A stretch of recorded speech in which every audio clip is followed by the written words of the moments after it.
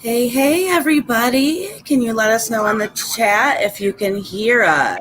I just want to do a quick mic check before we get started. Hey, Hey, Amy. everybody. They're so responsive. I'm just teasing you all. Nothing but love from upstairs. Look at that. I got stuck by our own ad on our video trying to chat. That's what I get. All right. Yay! We got sound. We do. We have two special guests waiting in the background right now.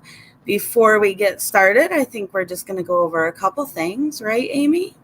Yeah. So, welcome all our F-bombers. So glad you're all here. Anybody new in the group, we do have a couple of rules. They're fairly simple and very fair. We don't talk about other creators, good or bad. We kind of just stay in our own lane over here. We're kind to one another. And that's pretty much it, right? Those are the golden rules. Those are the golden rules. We are going to have Trisha from Web Sleuths join us in just a moment. So, of course, you can give her lots of love and kind words down in the chat. Yay. When we say don't talk about other creators, it just means, be respectful. Let them do their thing. We're doing our thing, and we like to focus on the crimes that we cover.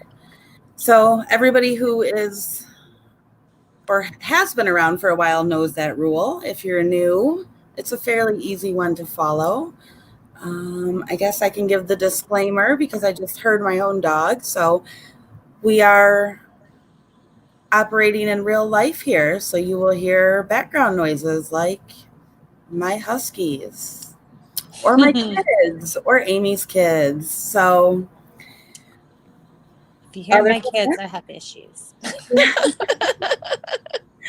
Other than that, I think we're ready to get started. We'll go ahead and bring Trisha on and our special guest. We are covering the case of Kelley Brannon tonight. Kelley has been missing since, depending on how you read the NamUs report, she's been missing since July 14th or July 15th. It's kind of like the last known footage of her was on July 14th, but we'll get into why the date of the 15th comes into play because we are going to bring her boyfriend on here to speak with us. So let's go ahead and bring them on. Hey, Trisha. How are you guys? Hi. I'm so glad you asked me to be on. Is my fan too loud? No, you're great. Okay, good. So I think I kind of gave you a little stuff to look at earlier over this case. Yeah. Go ahead. I was going to say, it's just mind-boggling how somebody can vanish, just vanish, you know? It is. It is. It is. And it's so distressing for the people that care about her because they just want to know she's okay. Yeah, exactly. And in this day and age, people can vanish for, 20, 30 years and you think they're dead and they're not. And so that's why the not knowing is just so god-awful, unbearable. And you said you're going to have her boyfriend on here. I'm sure the police have probably put her boyfriend through the ringer, and he's just saying, hey, I want to find her. So again, it's a really tragic case. And it's one of those cases where everybody's just got to look at her picture and then maybe somebody will see her and recognize her. Yes, hopefully. She's been missing about a month now, a little over a month. So time's ticking. Very much so. I think with that, Amy, we'll go ahead and bring Eddie on if that's okay. No, that sounds perfect to me. Let's get it started. All righty, guys.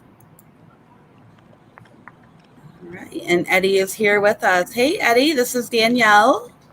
Hi, Danielle. How are you? Hi, Eddie. Hi. We have Trisha Thank you from so much for doing this. Oh, no problem at all.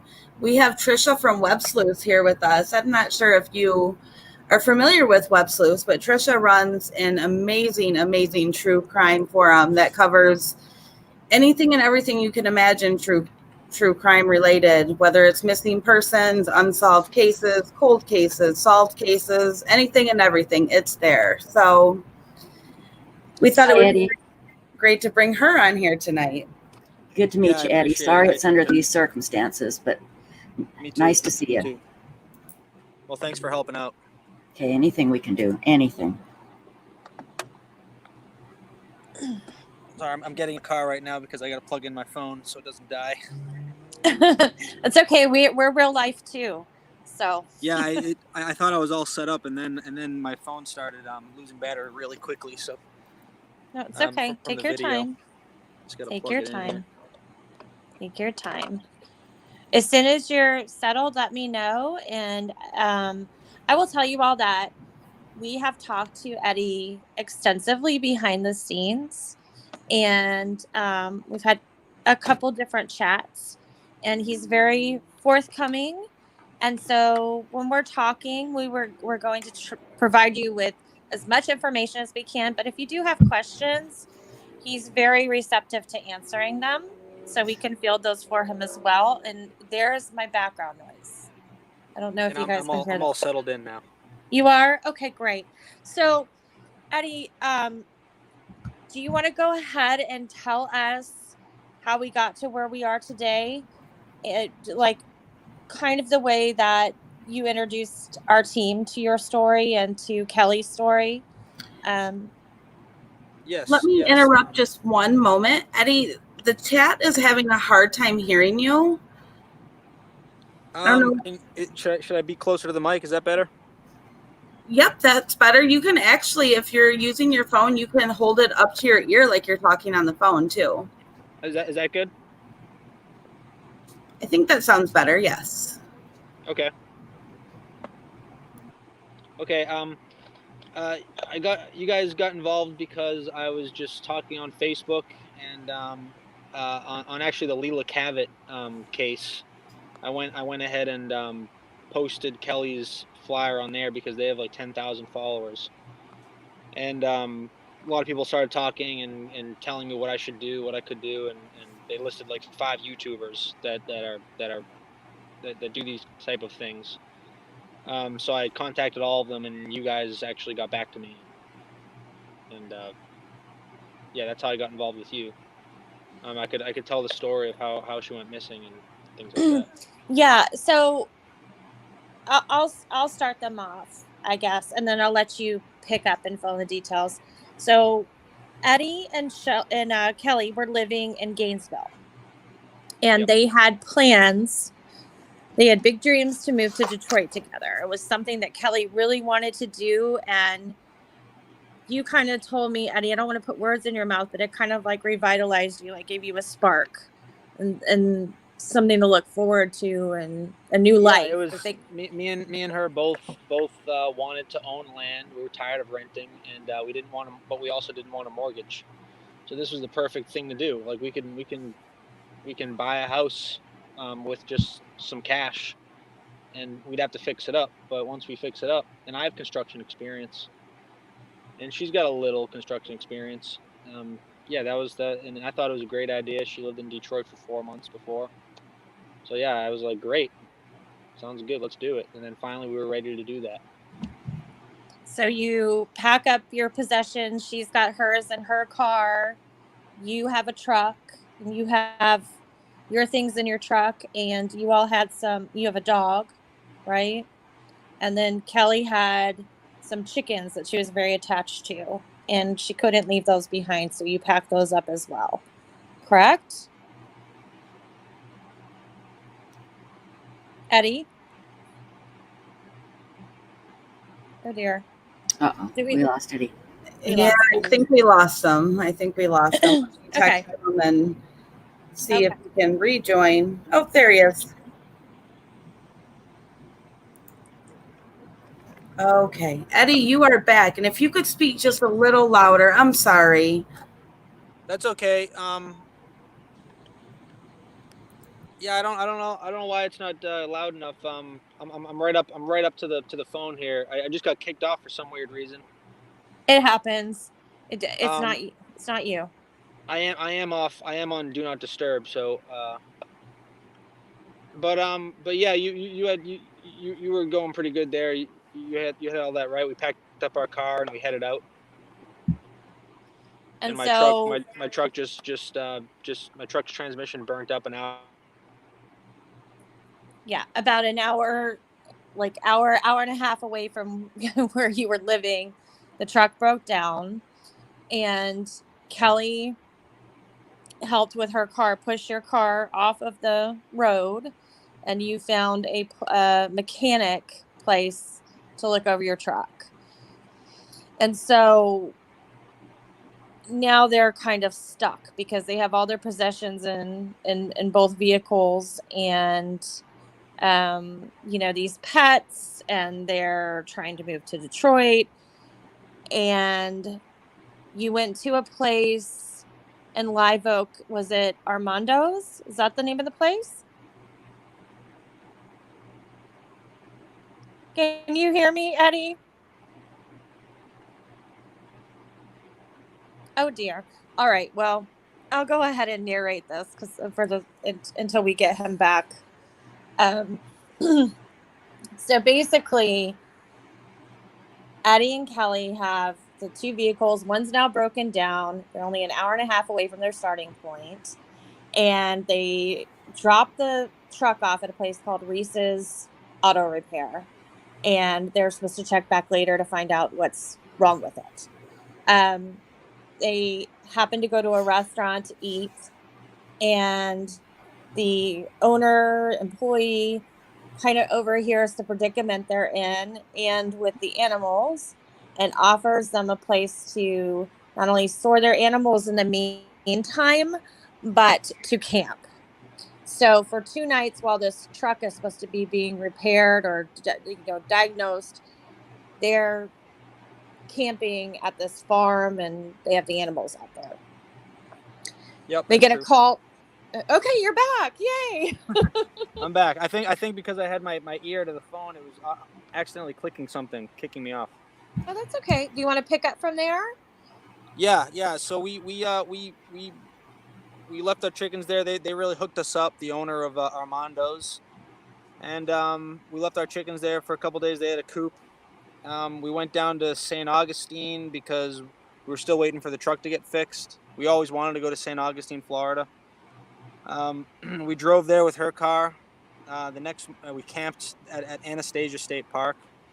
The next morning, we went down to Lakeland to get a transmission for the truck. We realized the only transmission in Florida because it's an '82 Toyota was in Lakeland. So we drove all the way down 3 hours.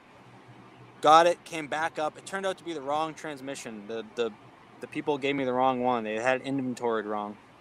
So that was really frustrating. We were really frustrated. So then we decided that we were going to go ahead and get a hotel room that night. Like we thought we'd be in Detroit by then. So we were pretty frustrated. And can you guys hear me? I can hear you. Yes. I can hear you. Okay. So we decided to get a hotel room that night. That was the 14th, and we got a hotel room and by that day we put the chickens back in our dog kennel and brought them back to town because we thought the truck was going to get fixed. When we got back to town from where the chickens were, we realized they told us it was not the right transmission, so we got a refund from the place in Lakeland without having to bring the transmission back, which was good. And went to the Sunshine Inn. One of the mechanics brought the chickens over because we couldn't fit it in her car. We went to the Sunshine Inn, and because it was cheap, so we just decided to get and actually one of the mechanics kind of laughed about how that is kind of a sketchy motel, but we decided to do it anyway because we don't really like corporate chains. We like to keep it local. So we went there, and I got mad right off the bat when we got there because Kelley and the mechanic didn't bring the chicken. Like I was gonna go pay for the hotel, and they were gonna take the chickens off the truck to kind of hide them from the owners because we already had a dog that we had to bring in too. So we're like, let's just keep the chickens around the side so that the owners don't see them and get mad. But I went to pay for the hotel room, and they said it'd be okay if I brought the dog in, and I went over to the truck and the chickens were still there. So I said, "Why are the chickens still in here? You're supposed to bring them out so that they don't see." And now Kelley's saying, "Let's bring them upstairs into the room." I said, "No, we shouldn't bring the chickens into the room. That's stupid. Let's leave them down here. There's a nice grassy area right at the bottom of the stairs here. Let's leave them here for the night." But she wanted to bring them upstairs so badly. And that really, so we did. We're bringing them up the stairs, and it was a hot day, and we were both frustrated, and I got really angry, and I yelled at her. And I just said, "I'm tired of your stupid shit." And that's what sent her over the edge. That's what got her mad. That was at like 6:00 p.m. on July 14th. And anyway, we brought the chickens into the room at her request, and she just left, and I think she got in her car and drove into town, and I just brought the chickens over to the corner in the dog kennel and just left them there and just laid in bed. The night went on and on. She went and bought. She went in town for a while, and I'm like, "Can you come back?"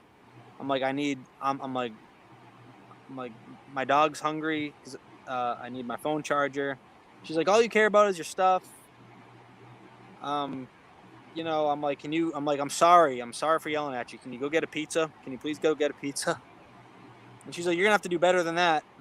Like, you can't yell at me and expect me to just be your lassie and get your pizza." I'm like, "I'm sorry, but I don't have anything here. You gotta come back. Please come back." So about an hour and a half later, she comes back and with a pizza and wine, but not without a whole bunch of text messages. And she comes back finally and says, "You have to do a dance for me." And I said, "No, I'm not doing a dance." And I laid back in bed. And she put the pizza and the wine on the counter. She lays in her bed because there's two beds. She lays in her bed, and I just go over to her and I lay down with her and I give her a hug, trying to calm the situation down. And she says, "I could have just went to New York, or I could have just went Detroit by myself or something like that," because she used to live in New York. She always says she's going to go back to New York, even though she doesn't want to, whenever we get in a fight. New York City, Brooklyn. And so I just patted her on the back and I went, "Okay, you go to New York." And I go and I just go back to my bed and lay down. She gets up and sits at the side of the bed angrily. I look at her, kind of smiling, like, "Why are you so mad? Stop it." And she just gets up and grabs the pizza and the wine and says, I can't be in the same room with you." And leaves with the pizza and the wine, and sits in her car. About 15 minutes later, I get up, I go downstairs, I see that she's still in the car, so I'm walking down the stairway because we're on the second floor. We're on the room right next to the stairs. As I'm walking downstairs, she pulls away before I can get to the car, to the pizza. She pulls away and she drives back into town, I think. And she must have grabbed a bottle of rum or something when she was there, because after that, me and the guy next door, JR, brought the chickens down the stairs because I'm like, these chickens are starting to smell. We got to bring them downstairs. Me and him bring them downstairs, and I let them out. I let the chickens out in the grass area so they can eat bugs and eat grass and just kind of stretch their legs and get some air. It was ridiculous that we brought the chickens. I didn't want to bring the chickens with us at all. I wanted to just leave them at the farm, but anyway, Kelley comes back to the hotel and sees me with the chickens and gives me a hug because she has a soft spot in her heart with animals, and she just liked that I was there. She comes and just lets it all go, comes over and gives me a hug. And we're like, all right, everything's good again. Now we got to get the chickens back into the dog kennel. It was a pain to get. We got about 5 of them in, 5 of the 8. The other 3 were hard to catch, and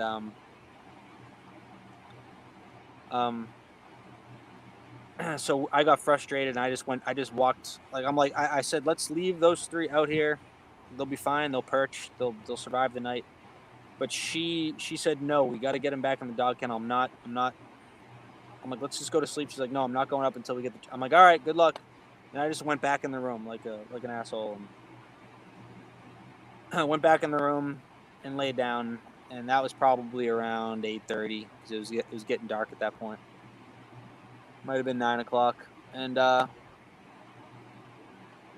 went upstairs and laid in bed, and she's still outside crying, drinking rum and wine, JR and a few other people that are at the hotel are out there with her, talking to her, trying to calm her down while I'm just sitting in bed, because I've dealt with this so many times with her, and I'm at the point where I just let her blow off steam when she gets mad.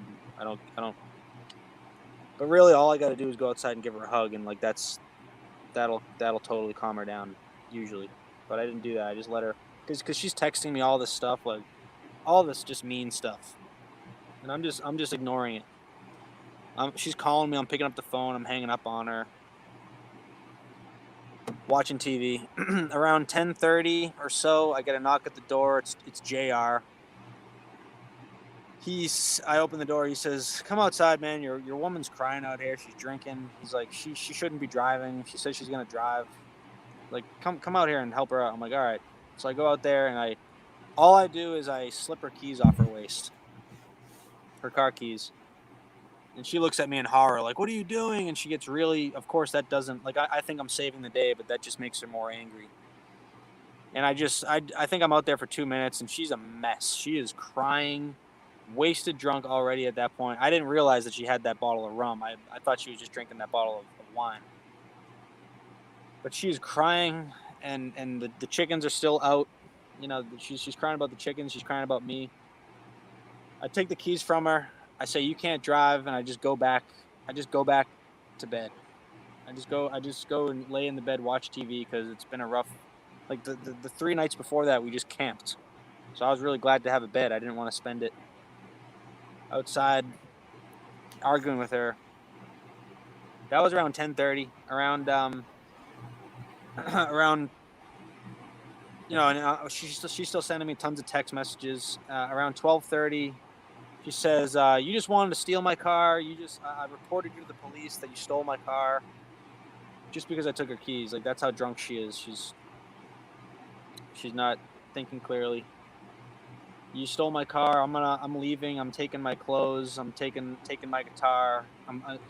You must be so proud that you left me with nothing again." The car is unlocked at this point, so she can take what she wants. Around 12:35, I texted her. I said, "Why don't you come sleep?" And she says, "No, I'd rather starve to death, get eaten by vultures, jump off a bridge, than share a room with you." So I just said, okay. I just said K, and I fell asleep. Like, right after I said K, that's when I turned the TV off and fell asleep. Yeah. Next morning, I wake up, and I'm like, oh, crap. Yeah, I definitely shouldn't have fallen asleep then. I look outside, hoping she's sleeping in the car or something. She's not in the car. She's not there. She's not at the bottom of the stairs. I get the message. I get her voicemail message that she left at 12:59 a.m. that I think Amy listened to. Saying I did, and we have it. We'll share it. Yeah, at the end of it, the whole thing is like, I got a hotel room. I got the hotel room. I reported the car stolen. You're not a good partner. I should do Detroit by myself, or I should go to Iceland, because me and her kind of talked about going to Iceland before going to Detroit, but we decided not to. Then all of a sudden, like, all those plans change, and like all of a sudden she just goes, "Oh, I'm getting it." Like, she's like, "I'm tired of the abuse. I did nothing to be called a stupid idiot. I did nothing to be called a cunt." Because I did. I said I'm tired of the stupid shit, and when she left with that pizza earlier the night, I said, "Bye, cunt," because that's just the word I use, and I know it's not a good thing to say. She said, I did nothing to deserve that. I'm tired of the abuse. Why don't you go find... And then all of a sudden she goes, "Oh, I'm getting in a car right now. All right, bye." And then, I got that message in the morning, and I looked for her around town. I went to Reese's. I asked them if Reese's Auto, I'm asking if they'd seen her. They hadn't. I'm asking everybody in town. Nobody's seen her. I'm really panicking. I mean, I panicked, honestly, right when I saw that she wasn't in the car. I figured she was probably walking around town at that point or something, but her phone was off. And nobody's heard from her since, at least unless that Lake Park, Georgia sighting was real. Okay, so let me kind of stop you there so we can fill in some blanks, because I know it's hard when you have told this story over and over and over again. And we appreciate you sharing it with us. No, I appreciate you helping and spreading the word. So I'll Of do as course, much of as I can. course, of course. And please don't be nervous. This is like a big group of people that No. care about people like you, okay? And people like Kelley. Okay. So just relax. Tell us about your relationship with Kelley. So I'll ask you a couple questions, give you something to work with here. So was this kind of back and forth, and the way you and Kelley interacted, was that kind of your dynamic? Was this escalated that night, or did you have bouts of this and it was just like this happens and then we come back together and that's just who we are and what our relationship is? And then the other thing is, and the other thing I'll ask you is this. It's important that people know what you shared with me about, do you mind if I just repeat some of the information you told me? Not at all. Okay. So Kelley was not on any medication.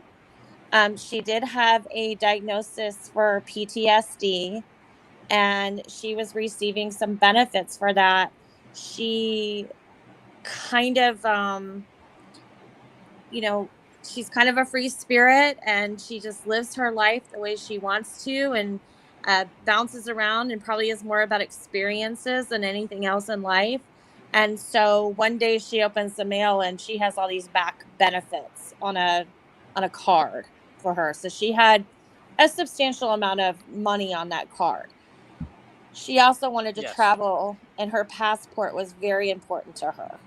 That was like freedom and wanderlust. Yeah, I mean, her all her cards with her passport and ID and money card are important to her. Yeah, I mean, clearly not important enough to. I mean, she was really drunk, but I think she was trying to prove a point. Like, look, you've left me with nothing. You've left me with nothing. Look, like you're gonna sit inside while I'm out here crying and drunk. Well, I'll show you how bad of an effect you can have on me. You'll leave me with nothing. Like that was her whole point. Right. But she actually left her purse. Right. I don't think she was ever planning on getting into a car, though. I think that's why she did leave her purse. She was last seen with her cell phone, no charger, and she was carrying an electric guitar, which is fairly heavy. Like swung across in a case her. on her back. Yeah, on her back. So in a black sock. Right. So when we listen to the last known communication, which is the voicemail she leaves, you can hear she stresses that these things are important to her, but yet she leaves them behind. And ultimately, well, let's go back. So you think she's probably walking around town, and at a certain point you decide that you need to report this to the authorities, correct?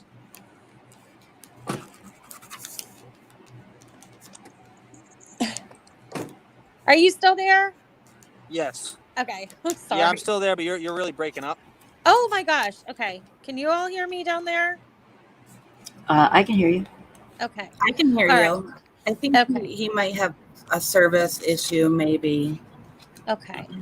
All right. So at a certain point, you go and try to report this to authorities, and they do what? They, you're really breaking up, but I think I can understand you. They came out and took the information and put out a bolo for her on the first day, just to be on the lookout for. Okay. And they understood that she'd been extremely inebriated the night before, correct? Yes, they understood that. And that she had the PTSD. I probably wasn't clear enough about her mental problems as I should be, but I was very clear that she was very drunk. Okay. And so at what point, how much time goes by that she becomes a missing person by their definition? I'm not sure. I'm not sure. I would say 2 or 3 days. Okay. And so in the meantime, what are you doing? I am staying at the Sunshine Inn, trying to track her phone through apps, printing out flyers, hanging them up around town, talking to all the area businesses to see if they've seen her. None of them had. I took a walk with JR over to some trails by his recommendation. I walked around neighborhoods. I just did everything I could think to do at that point.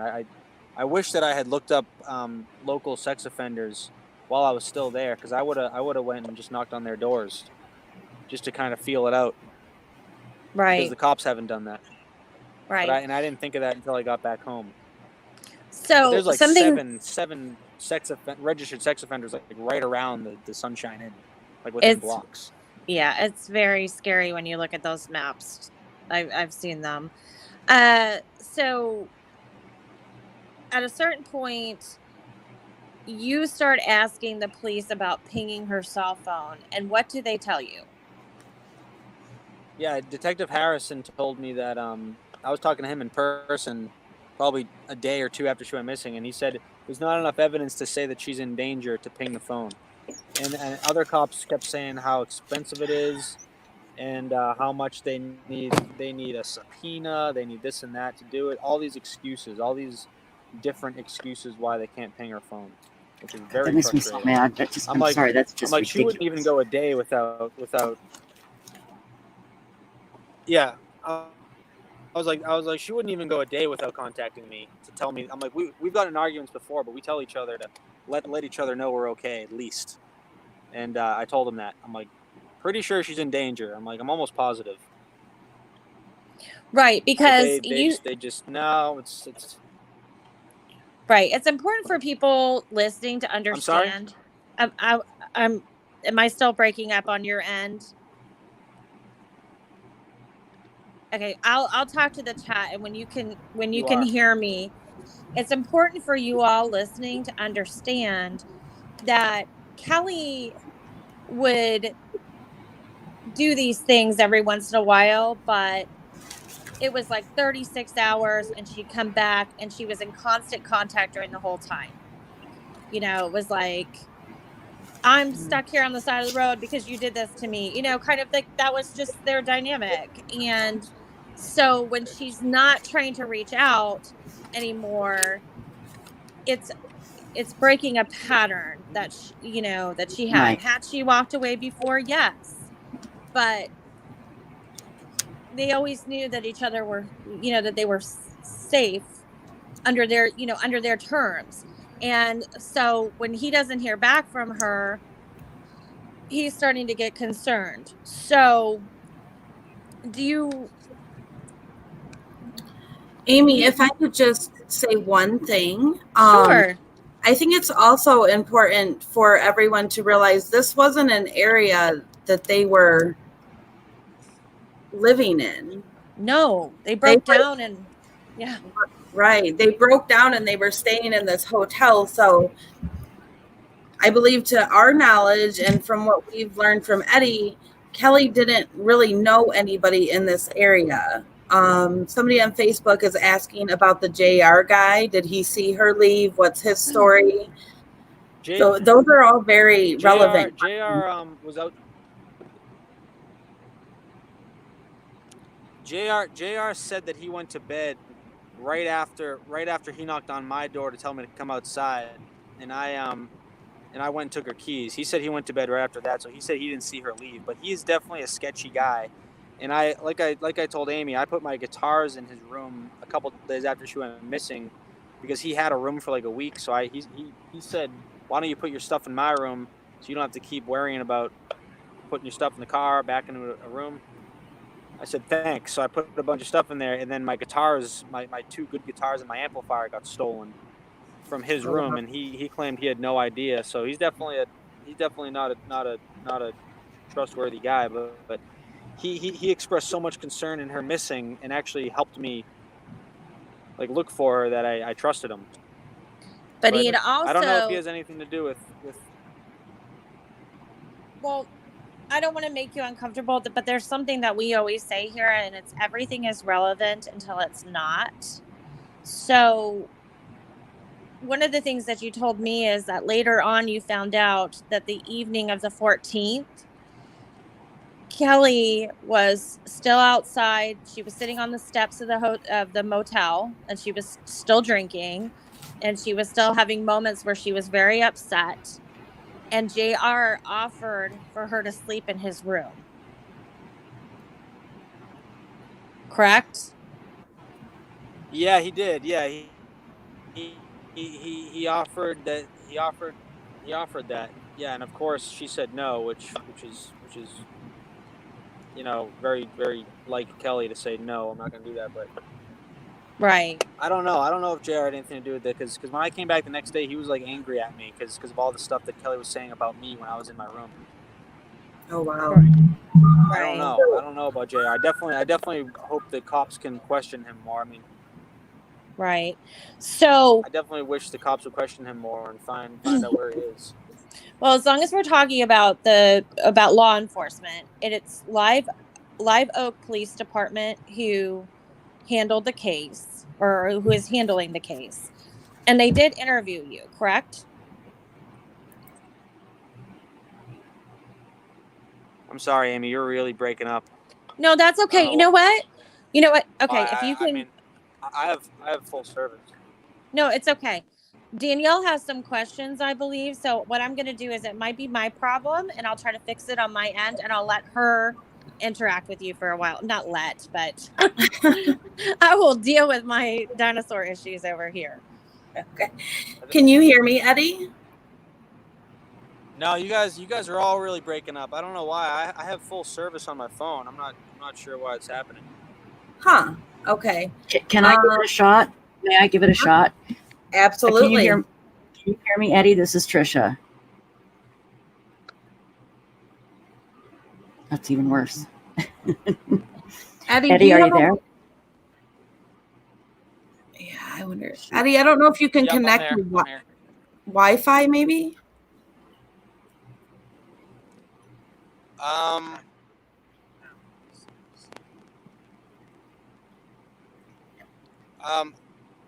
I don't know if I can connect on a Wi-Fi. That's okay. That's okay. I'll let Trisha talk to you. I'll let Trisha talk to you before she has to go. So, and Eddie, I hope you can hear me. Again, I am so sorry. And as you were starting to tell the story, I can hear you much clearer. Clearer. Good. Yeah. As I heard you tell your story, it became so familiar because I've heard this over and over and over. And then when I heard you say that the cops complained that doing a ping map is so expensive, I almost threw my computer out the window. That's what they're supposed to do. But here's the problem. They're going to say, well, she's done this before, and you have this relationship, where it's, you're mad and then you're not mad. And it's so wrong because Kelley has broken your pattern 100%, and she has not done that before. Okay. Have they checked the pawn shops for either her electric guitar or the guitars that were stolen from JR's room? Do you know that? They asked me about it once about 4 days ago, but I don't have any of the serial numbers, so they didn't really pursue that. And I asked them to do that too, and they basically had an excuse why they couldn't do that as well. Well, you might just have to do it. Very frustrating. I would suggest just doing a Google search. I called a lot of the pawn shops. I called many pawn shops. And you may have to, unfortunately. For her guitar? Yeah, you may have to start doing some things yourself, or have people help you, because I can tell you what, there's going to be a lot of people that want to help you. And that's the great thing about the internet. The bad thing about the internet is you got to be very careful who you trust. Also, have you been checking area hospitals for any unidentified people? Did the cops ever say they did that? I have been. I have been checking area hospitals. I don't believe the cops have been sitting and calling hospitals, but I have. And I've called many pawn shops, and I have looked up her guitar on Google many times, and on eBay and on Craigslist, and I Very have not good. found it. I've looked up mine too, but yeah, I've been doing everything I can possibly think of because I don't have much faith in the police department, except for things they can do that I can't. Well, exactly. Now, is the cell phone, is it in her name or your name, or who pays that bill? Does she pay it? It's in her name. Nobody else is on it. It's in her name. Nope. And nobody else is on it. Okay. Boy, it's just so frustrating. Now, what the last thing the police told you was that she's really not considered endangered yet, although this is really truly the first time that she has been gone this long and that she hasn't checked in, right? Yes, by far. For all her friends, her mom, everybody. Mm-hmm. And all her 36 years, she's never done anything like this. And see, that's what's so frustrating, because Roundtree she is still says that. Roundtree, Captain Roundtree will still tell me, like, I think she's off grid. I'm like, you got to take that off the table, man. She's not off grid. She's in danger. Right. Exactly. And I can't tell you how many times I've heard the police say that, and they're wrong. You know, it's just they just want to put it in that category, and that's all there is to it. Definition of a cop out. Oh, yeah. Well, yeah, exactly. And the good news is law enforcement has been changing, but the bad news is it's not every department yet. Eddie, if it's okay with you, I looked on WebSleuth and I couldn't find Kelley's case. Now, that doesn't mean it's not there. My searching skills just suck. So, but if Kelley's case isn't there, I'm going to start a discussion thread for her. And then I'll ask Danielle and Amy to give you my contact information. And if you could come and what we'll do is we'll call you a verified person, meaning you don't have to, we have very strict rules on WebSleuth, what you can say and what you can do. But if you're a verified person, you can come on and tell your story without having to provide links, mainstream media links to back up what you're saying. And then what you'll see is a lot of people will jump in and have suggestions and want to help, and will give you all kinds of ideas. I would say, reach out to those people that are offering, but be very, very, very careful. Well, as you learned, guy you thought was on the up and up says, hey, give me your guitars, I'll keep them. And then boom, they're gone. Now, I'm sorry. That is really sketchy. And I think that would be the first person the police would look at. Did he have a car? Or does he have a car? He did not have a car or a phone. Okay. He actually got kicked out of the Sunshine Inn like 2 days after she went missing for not paying rent. Yeah, okay, that doesn't surprise me. If I can interject here, because sure. I want Trisha to know this before she goes. Let's see. It was last Wednesday, so it was almost a month after Kelley was last seen. FDLE pulled up to the Sunshine Inn. Mm-hmm. Eddie and Kelley had room 70. JR had room 69, and they had a forensics team searching both of those rooms. Oh, good. Oh, that's good. 30 days later. That's good in that finally they did something, but how much evidence has been lost and how much evidence are they going to have to go through will mean nothing. They are doing some things for sure. They also got all the camera footage from Sunshine Inn. They took it with them. Oh, good. And they won't let you tell you anything about that? They told me a little bit about it, but they told me that it was too dark to get any vehicle description that pulled out of the Sunshine Inn. I think Kelley was down the road when she left me that voicemail, but she could have been in the parking lot. Right. Or the person that left that picked her up. Nobody that was awake told me they saw her get into a car, though. Right. And I'm hoping they're checking, local gas stations and to see if they stopped anywhere. There's a whole bunch of things they could be doing, but I have no idea if they're doing them. Yeah. It's the only thing. I'm sorry, Eddie. There's the Live Oak Tire Center about 8 or 10 blocks up the road towards town, and they have cameras that face the road. And I feel like Captain Roundtree should take that video way more seriously than he seems to be, because I'm like, have you seen that video? He's like, yeah, I've reviewed it.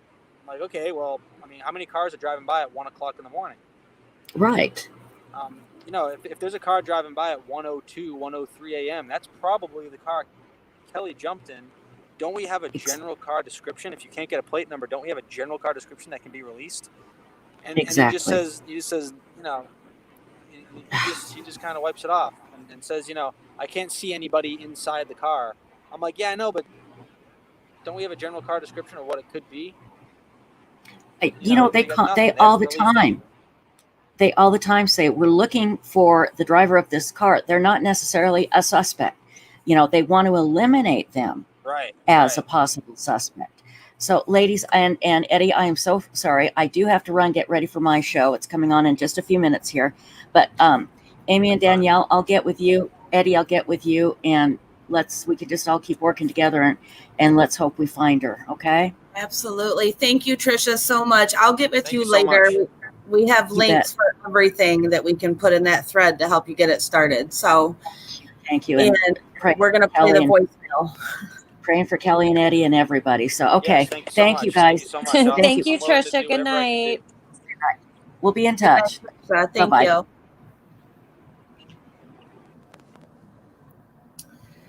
Okay. Isn't Tricia amazing, guys? Eddie, she is probably one of the best people I have ever met when it comes to advocating for missing people, murdered people, victims of crimes. Tricia is an amazing, amazing person. And I promise you that she will do everything she can to get, the thread going over on her forum, and we will assist her with that. So hopefully that will be beneficial. I did have a couple questions for you, if that was okay. Just some questions that had came up in the chat. I think we had confirmed this, but Kelley, when she went missing, she had no money, correct? No credit card, no access to any money? Absolutely nothing to mine. I don't even think she had any cash in her pocket. Okay. She might have had some cash in her pocket, but there was some cash in her purse. So if she were to grab some cash out of her purse, she would have grabbed it all. I don't think she had any. And she left all of her belongings behind, like her clothes, everything that she had.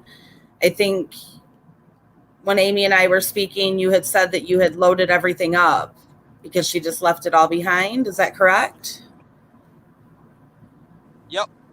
Okay. I don't think she's planning on being away from all her stuff or purse for that long, but she seemed to willingly jump in this car. Okay. Yeah, that's all of a sudden out of nowhere. But she was also really drunk. Right, and that's very scary because I think most of us have gotten drunk at some point in our lives, and our choices and our perceptions are altered. And it's scary to think that maybe she got in a car with the wrong person, and yes. My heart goes out to you because I can't imagine wondering every day where she is, and having no answers. That's very hard. Very hard. Yes, the mornings are the hardest. I usually cry for a few hours in the morning, and then as the day goes on and I start talking about the case with people. But then I wake up in the morning and I see that there's still no answers, and that's really, really hard.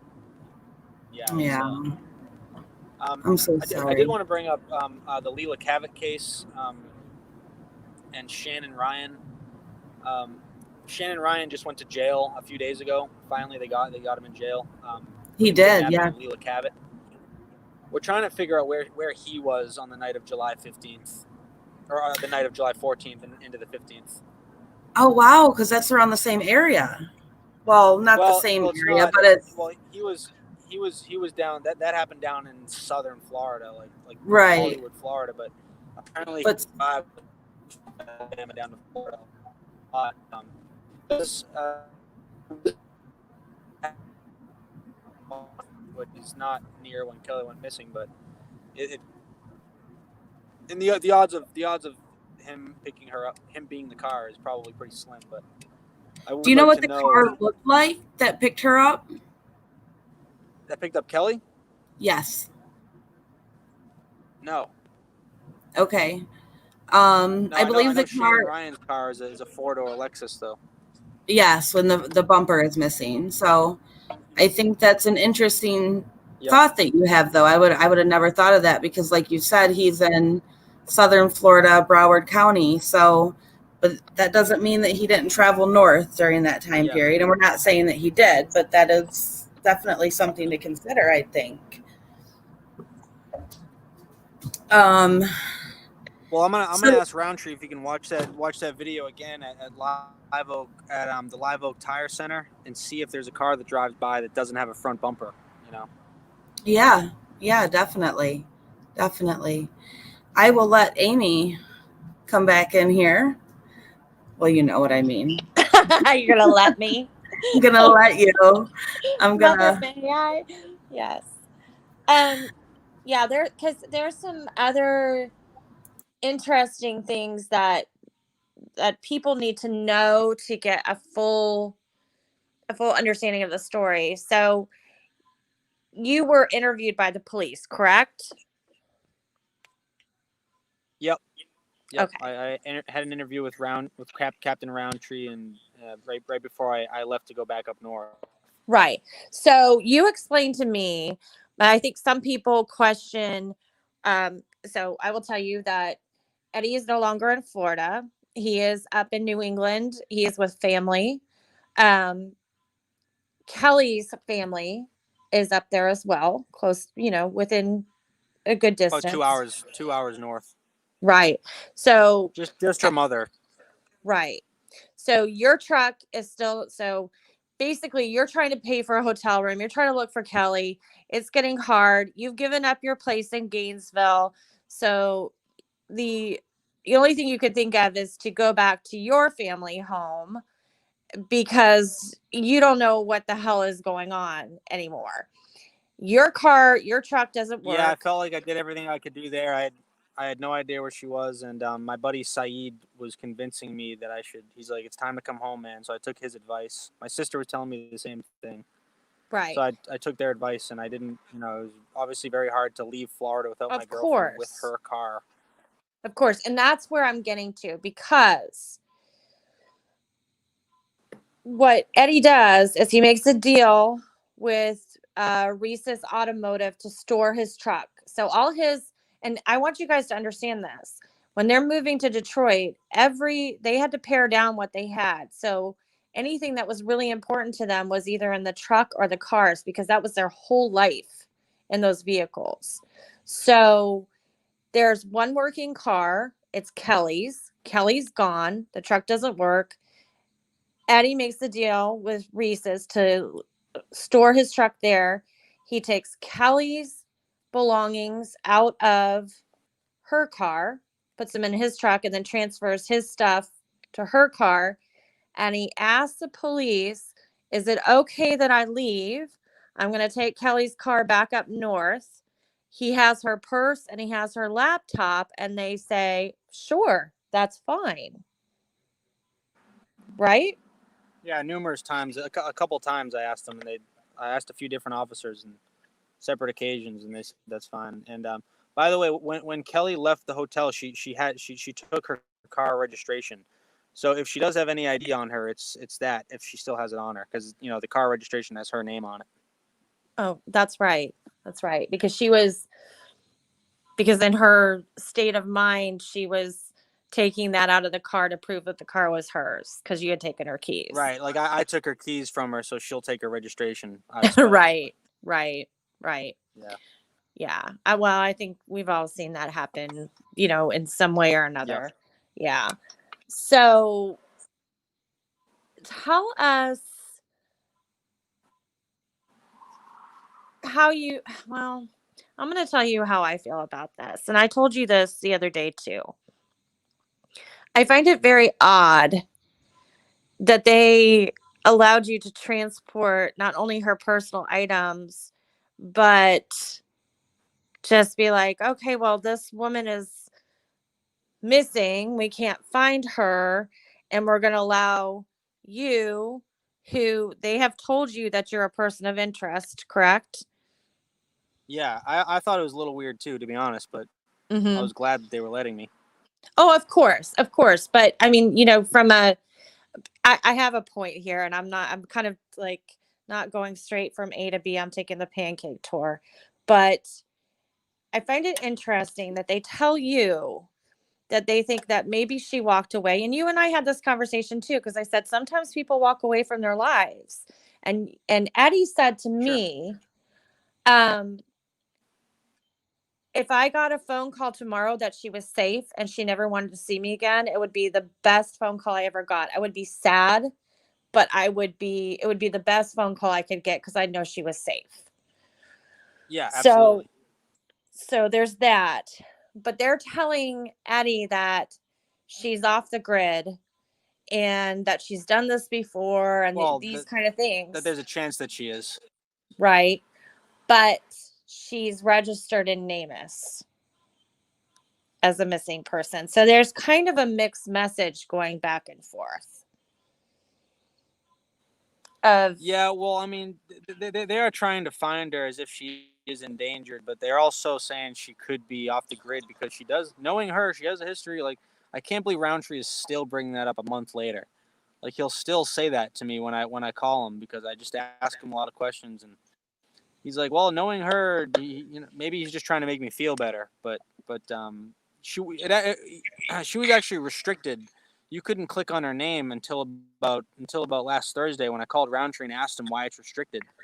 I'm like, can you get in contact with NamUs and approve the listing? And I think after I talked to him, he did. But I think up until like last Thursday, her NamUs listing was restricted. That's interesting. So let's talk about the voicemail because we're gonna share it with our listeners so they understand how Kelley is leaving you this voicemail in the middle of the night. She's just talking, and then basically all of a sudden she says, "Okay, the car's here," or "My car is here," right? And then it just clicks off. At the end of it, she says, "I'm getting it." Yeah. At the end of it, she says, "I'm getting into a car now. Bye." All right, Okay. bye. Like as if it just pulled up next to her in the middle of her talking. Right. So there's a couple theories behind that, and one of them, just so everybody knows, Kelley had a history of hitchhiking, and she wasn't really afraid to approach strangers, but she also acknowledged that she probably had tested fate a couple times by some of her choices. Mm-hmm. So I think what we're going to do right now, I'm going to go ahead and mute my mic, and I think Danielle is going to go ahead and play the voicemail so that we can listen to that, and then we can talk about that. I am. I just have to get it pulled up really quick. No problem. So, Eddie, I did put down in the comments, you actually paid Kelley's phone bill for this month, correct? So that her phone would still be on, because if you hadn't have paid it, even though she has her phone, she wouldn't have service. Right, in case she gets to a charger and gets to charge it up or something. Right. So that's it's sad to me. It's a very, very good thing for you to do, but that makes me sad just because it is. Yeah. So I'm getting the voicemail pulled up, guys. Okay. Just bear with me for a moment. We all know how I work over here. Sometimes in my own little world. Sorry. It's okay. They're asking some questions in the chat, and one of them is, let's see, would she be able to go to one of those payday loan places and use her car registration and title to get a loan? No, because she doesn't have possession of the car. Eddie drove the car back up to New England and then returned it to her mother, Kelley's mother. Right. She also does not have any ID. No. So that's a problem. Yes, that is a very big problem. And yes, Eddie does talk with for all intents and purposes, Kelley's family consists of her mother. And yes, Eddie speaks with Kelley's mother. Right. Yes. All right, I'm going to mute my mic. I'm getting there. Oh, okay. I thought I heard it starting. Could she have gotten an Uber? No. She didn't have money, and I don't believe that they found anything like that, right? I will also tell you this. The town that she disappeared from had a population of about 6,500 people. It's a very, very small town. Yeah. Okay, I'm going to go ahead and get this voicemail up, guys. Just bear with me just one moment. No problem. Let's see. I'm trying to think of what I'm looking at what other things they're asking. Tambra wants to know, have you checked the pawn shops in Jacksonville? It's only about an hour or so away from Live Oak. You've been looking online for like multiple postings, correct? You guys, I'm not for sure. Kelley's postings? Yes, for her guitar and your equipment as well. Oh yeah, for her guitar. Yeah, I've been looking for it. Yeah, I've been looking. I haven't seen it. It's a unique guitar too because it's a left-handed guitar, and the writing on the headstock is sanded off. Usually there's writing up on the head, but that's sanded off, and it's a left-handed Fender Sunburst guitar. Oh, okay, that's important.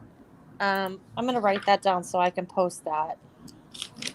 It's not worth a lot of money though, so I don't know how driven someone would be to sell it, but you could make a few bucks off it. Right, but it's unique, like you said. That's the important part. Yes. Okay. Easy to spot. Right. Fender guitar. One of the things that's also, I think, difficult about this is that Kelley's mom is a little bit older than what some people's mothers would be, to have a daughter that's about 36 years old. And Kelley kept in contact with her mom. And what did you say? Like every 2 to 3 weeks they talked, but it had been more often lately because you guys were just visiting her mom, and Kelley had bought her mom a kitten, correct? And so she was kind of like more in touch. I gave Kelley a kitten, and then she gave it to her mom. Okay. All right. All right, guys, we're going to play this voicemail. All right. Here we go. Good.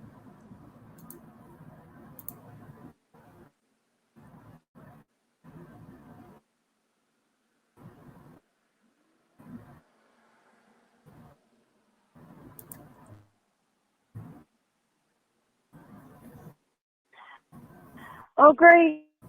You're sleeping. Oh, great. You're I'm sleeping. so glad I got the I'm so message glad I from you got the message from you before telling me how you're sorry. You're sorry.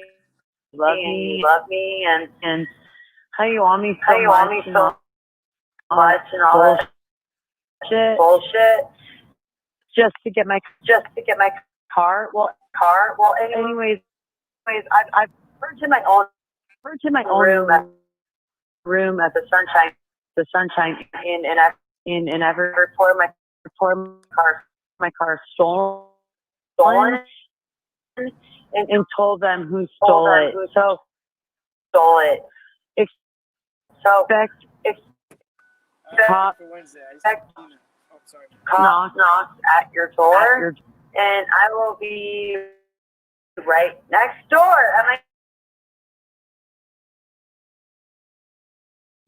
Okay, guys, give us a second because we did test this before. We're just having a few technical difficulties. We have another way to play it. I'm sorry? Somebody said it's echoing. The recording's not terrible, Rose. It's No, you can't hear it at all. the recording's actually good. It was the okay. Yeah. It's Let me- it's buffering because it's hard to make out. okay. Let me try any. one more way, guys. You Yeah. guys keep chatting while I try. No problem. You guys just be patient. We will get this going. We did test this before we went on air. It's just real life. It's how things happen. So, Addie, they're asking, I'm just going to be bold. They are asking, what does your gut tell you? I mean, I know what you told me, but they need to hear it from you. My gut tells me that if she is still alive, then she's kidnapped. Right. You Yeah, also honestly my gut tells me that she's not okay, you know? Mhm. That's what my gut tells me. Right. And, but we don't know. So there's no reason to there's really no reason to assume that. Right. She hasn't been found. So right. You had shared with me that if she got picked up that night because of the mood that she was in, because of the condition she was in, and because of just kind of who Kelley was, she was just her own person, that if somebody had tried to take her cell phone from her or something like that, how would she have reacted? she would freak. Mm-hmm. Yeah, she is outspoken, opinionated, argumentative, and yeah. If someone tried to lock her in the door or something, she would go absolutely ape. You know. Right. It's not good. It's not good. You know. Right. Right. Yeah. And if anybody ever tried to lock her in a room or something, if anybody brought her back to her house or tried to bring her in a room, she would probably refuse to eat, or she would probably refuse to, you know. Right. She's very But strong-willed. we still need answers.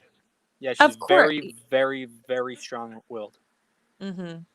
We do. We need to know that she's safe, regardless of the conditions. Yes. We just need to know that she's safe. And I did, just so you guys know, I did talk to him about some recent happenings with Maddie Bell, and who is significantly younger than Kelley, but also Hannah Potts, and that it's a possibility that people walk away, but this is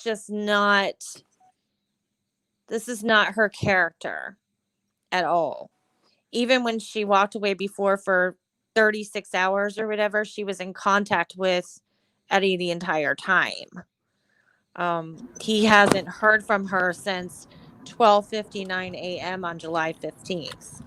And that was a voicemail. He didn't even get that till the next morning. Yeah, I'm going to play that voicemail right now. Okay, I'm going to mute my mic. Here we go. Hopefully it will play, guys. Oh, great, you're sleeping. I'm so glad I got that message from you before telling me how you're sorry and you love me and how you want me so much and all that bullshit just to get my car. Well, anyways, I've rented my own room at the Sunshine Inn and I've reported my car stolen and told them who stole it. So expect cops knocks at your door and I will be right next door at my own motel room, because I'm not allowed to stay with you because I'm going to see you paying. Only you get the benefit because you only look out for you. It's your money. It's just for you. But my money is for both of us, essentially, which is bullshit. And I should obviously definitely do the Detroit thing on my own or go to Iceland. Like, you are not a partner. You're not a partner. You turn on me a split second. You turn on me out of nowhere. And I deserve way better. I did nothing to be called a fucking stupid idiot. And I did nothing to be called a cunt. So, I'm sick of your abuse. So go find... Oh, I'm going to get in a car now. All right, bye. All right, I'm going to play it one more time. just so we can hear it twice, and you can hear in there how she says that she's going to go to Detroit, or she'll just go to Iceland by herself. But again, she left with no money, no ID, and no passport.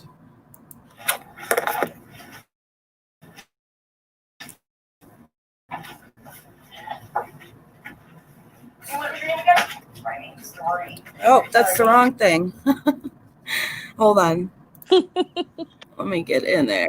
I started playing somebody's psychic reading, huh?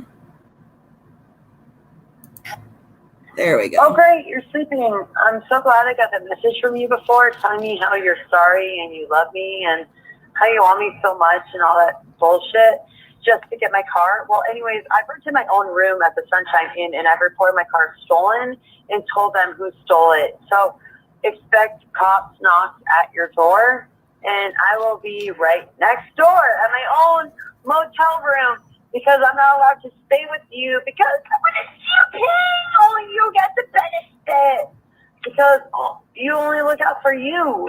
It's your money. It's just for you, but my money is for both of us, essentially, which is bullshit. And I should obviously definitely do the Detroit thing on my own or go to Iceland. Like, you are not a partner. You're not a partner. You turn on me a split second.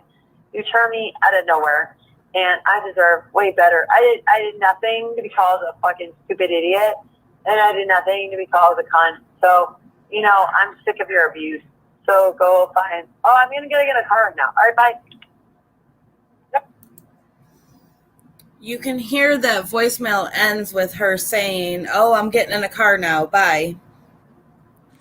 And she's never seen again after that voicemail, never heard from again after that voicemail, which is very, very alarming.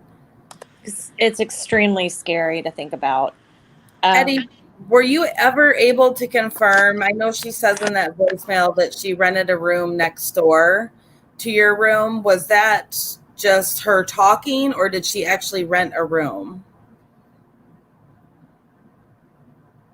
He's got himself muted, so give him just 1 second, guys. Let me. Oh, he got booted again. He'll be back.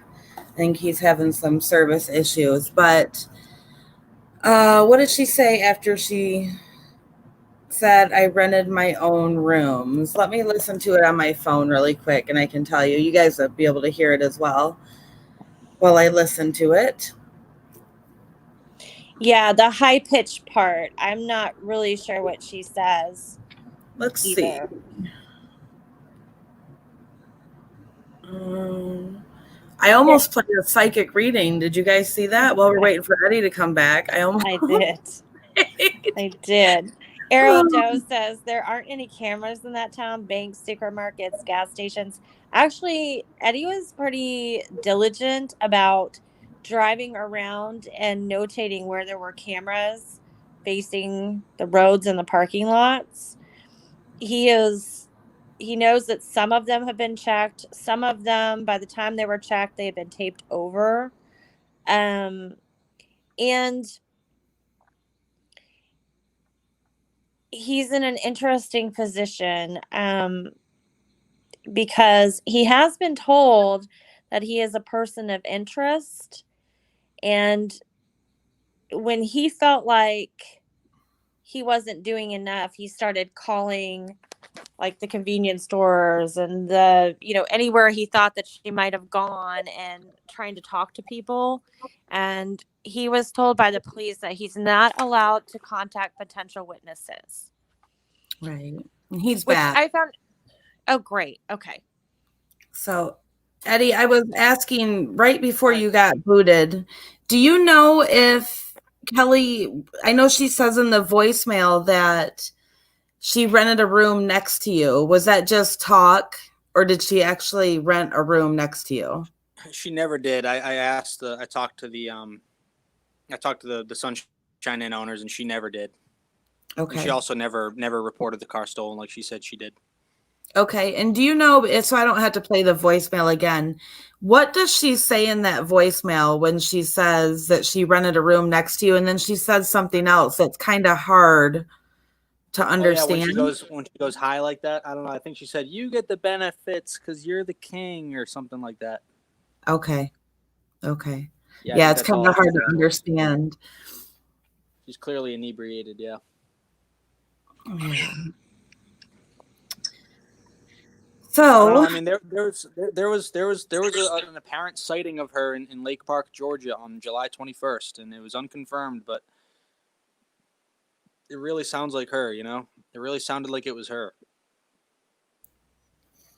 I mean, is there a possibility that she just is hitchhiking her way around? It doesn't take Kelley a month to get anywhere. You know, she knows how to.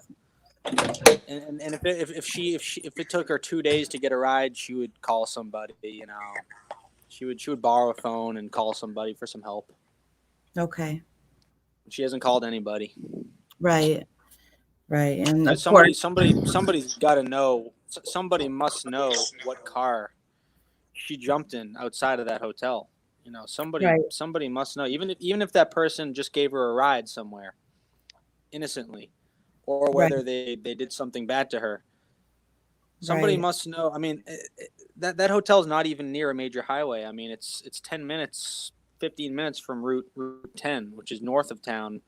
This is on Route 90, which is a big road, and that goes through Lake City and goes. It's a long road, but I think I'm guessing it was probably a local that picked her up, but it could have not been. It could have been somebody from another town, but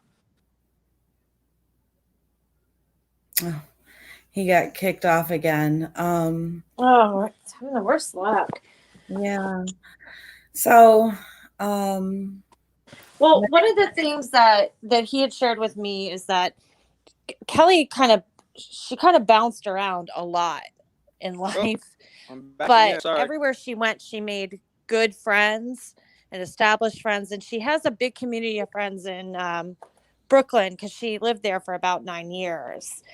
And in an effort to find Kelley, these people set up a GoFundMe.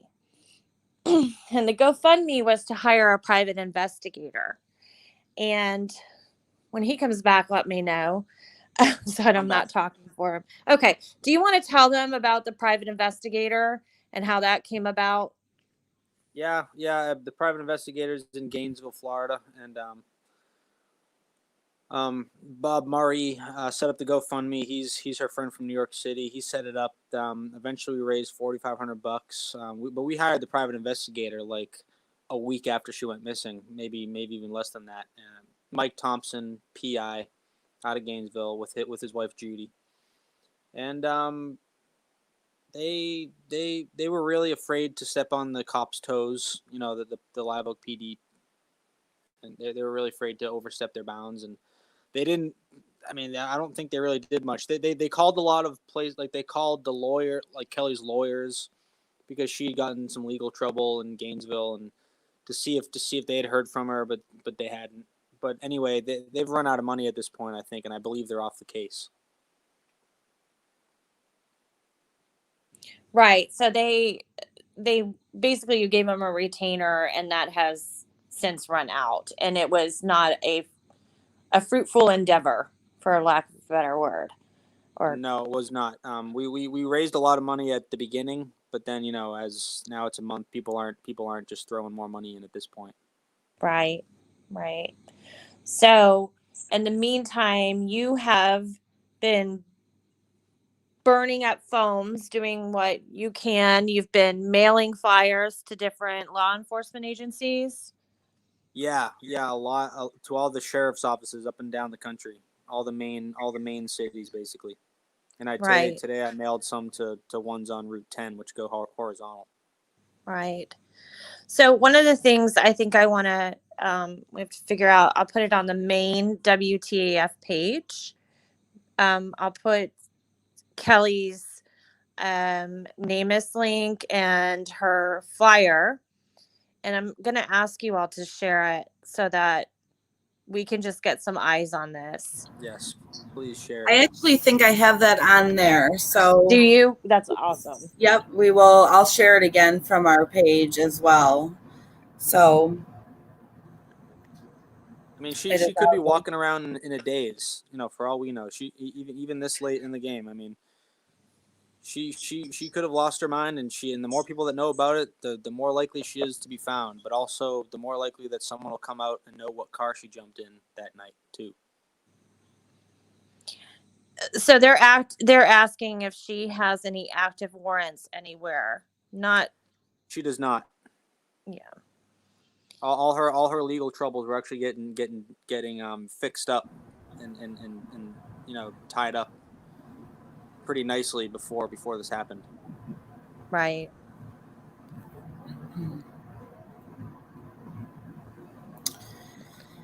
Well, so thankfully Trisha came on tonight because we are going to work with her to get that thread started over on Websleuth. I know Trisha said she checked as well. I know Amy checked for it, and it doesn't look like anybody has a thread going for Kelley on Websleuth, and that will be very helpful. As we all know, Websleuth is a great crowdsourcing forum, and it will help Kelley's case get a lot of exposure. One of our members down in the chat is asking if Kelley's PTSD was from the military. No, it was just from some childhood trauma. Her brother used to threaten her life a lot, and when they were kids, and yeah, it wasn't really big. It really wasn't big, but it must have been enough because when she got her PTSD diagnosis, she had like a long 4-hour process, and she was diagnosed with PTSD about 1.5 years ago, and when she got that diagnosis, it cleared up a lot of confusion for her. She said that she used to think she was just crazy.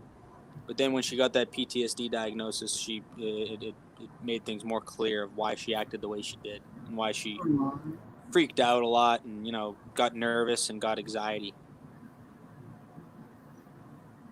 No, I'm going to get her missing flyer up here on the screen just so we can have just the flyer up here for a moment for everybody to see it. It is on our main Facebook page. We are going to continue covering Kelley's case within our main WTAF Facebook group, and we will cover it publicly as well on our Facebook page and YouTube. Does anybody have any more questions, or is there anything else that you want to add, Eddie or Amy? Anything else that you think we need to go over? I have. I'm sorry. I'm just looking through my notes really quick to make sure that we mentioned everything that's really important right here. I want you guys to just remember that, up until the 14th, Kelley was very excited she wanted to live in Detroit. She was excited about moving there. She finally had the financial means to do it. I'm telling you that she was a traveler. She wanted to use that passport. The fact that she left all her worldly possessions behind, and she had a few items of clothing and her guitar, which is very heavy, and Christina pointed this out the other day, basically useless. Yeah. If you're, without an amp. Yeah, without an amp. Right, without an amp. So it just doesn't sound right. It sounds like she got in the car with the wrong person. You have the voicemail, you've listened to it. To me, it's deeply concerning. She's yes, she's lived kind of a bohemian lifestyle, but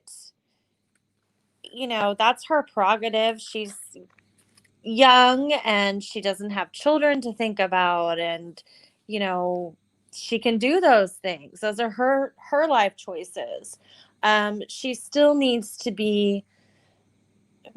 to just make sure she's safe regardless of what the circumstances of her leaving, or her being missing, I should say. There's too much to question here to just assume that she walked off. And even if she did, I think you have to question if she wasn't experiencing some sort of psychological issues. I find it deeply concerning that that she was so intoxicated that evening. Yeah. She is a very thin, petite girl. Like she looks like you told me she's like athletic, like she's in good shape, but she's not, she's a little girl to consume Yeah, that much alcohol. she's not thin, she's a woman. She's got, but she's she's short. She's 5'5", but she's not like a little skinny girl. I mean, Right. but if there was a strong guy in the car, it'd be pretty easy to overpower her. Right. So we just want Kelley But found safe. the only thing that gives me hope, that's it. And the only thing that gives me that I've been hanging on to with hope here is the sighting in Lake Park, Georgia. Even though it's unconfirmed, the farmer that saw her walking a bicycle through his vegetable field commented on a missing person post, said she was in Lake Park on July 21st, and not maybe that was her, or I think I might have saw her. He said she was in Lake Park. His wife saw the post and asked him, is this the girl? And he says, yeah. Anyway, he on July 21st, which is 6 days after she went missing, he saw a woman in his vegetable field walking a bicycle. So she could have easily traded her guitar for a bicycle in that time. Eddie, I did want to ask you, I know you said her mother, of course, is very upset about this. Did she contact her mother on any type of regular basis, even if it was every couple weeks or once a month before she went missing? Yeah, she really did. She really did. Especially because the kitten. Right. And she's had no contact with her mother at all. No contact. Okay. So we have somebody that just joined the chat, and they want to know if she had any substance abuse issues, and what her. No, she's not a drug user.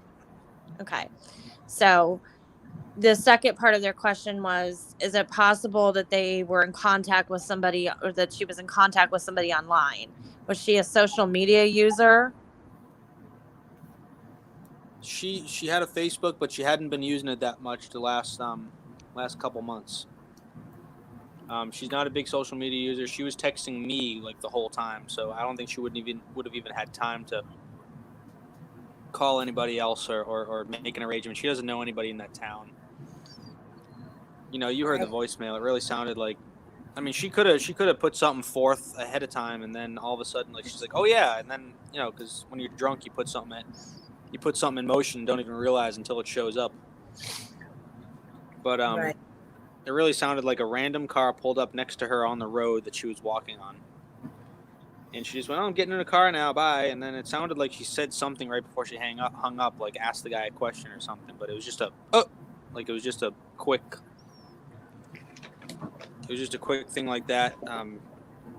No, I don't think she called anybody. I called all the taxi services in town to ask if she called a taxi. Everybody says no, they don't remember picking her up that night. I really think it was just a random car, and they saw a girl on the side of the road, and they pulled up next to her. And she feeling spiteful just said, "Oh, I'm getting in a car now. Bye." Like, you want to leave me outside crying and drunk? Well, look, I'll put myself in danger as long as it's your fault. I'll just get in this car. Bye. Like you could hear that last. All right, bye. It was like, all right, bye. Screw you. Right. I just think it was a random local. Honestly, I think it was a random local. But it could have been somebody else. Could have been somebody from out of town. But it's not a touristy. It's not a touristy town. How many out of towners are just driving their car at 1 a.m. Maybe staying at the hotel, but driving their car? I don't know. There's got to. I really wish there was some vague vehicle description that the police would release, because they're the only ones with access to the video. Right. So I know that you had shared that she was getting Social Security disability for her PTSD. Were those payments going on the debit card or credit card that she left behind? Yeah, it was going on this card that they sent her. It was just automatically going on that. I don't think it was connected to any bank. Or Okay, so it must have been connected to a bank because she would go to an ATM to get some money. But right, but she wouldn't even be able to change where those payments were going without any type of identification. So I don't think so. I mean, I I thought about yeah, I calling don't this. think you can without having some sort of way to verify who you are. You know, if you were to call the Social Security Administration or whoever you contact in their department in order to change that, you have to be able to verify your identity. And do you know Which if she she probably left her? could. She could probably like tell them her social security number or tell to verify over the phone if she borrowed somebody else's phone. But Okay, before she did all that, she would probably just call me or call her mom or to come try to get her purse back before she did all that. right. And did she leave her Social Security card and her birth certificate behind as well? Her social Do you know? security card was in the purse. Was in the purse. Okay. And her birth Birth certificate. certificate, I don't know where the birth certificate was. I don't think she Okay. had her birth certificate on her. Okay. Although that might be in my truck at this point. Yeah. Yeah. I mean, it's hard to know, especially when you're packed up to move across the country, you know. Yeah. You most likely everything was packed up in there and everything she needed was in there, and we know that she left everything behind. Yeah. Now, and when I say that she left everything behind, I don't mean that she did that on purpose either. You just meant that she just didn't have anything on her when she was Right. last seen. She's gone, and Yeah, everything that when she she needs. just stubbornly left the hotel, she just had her guitar because earlier in the night I took my guitar out of the car because I was kind of like, fine, go, but let me get my stuff out of your car first. And so she's like, well, if you're gonna do that, then I'll take my guitar, Right. Right. and my registration. If you're gonna take my everything was directly to mirror what I did. Right. Right.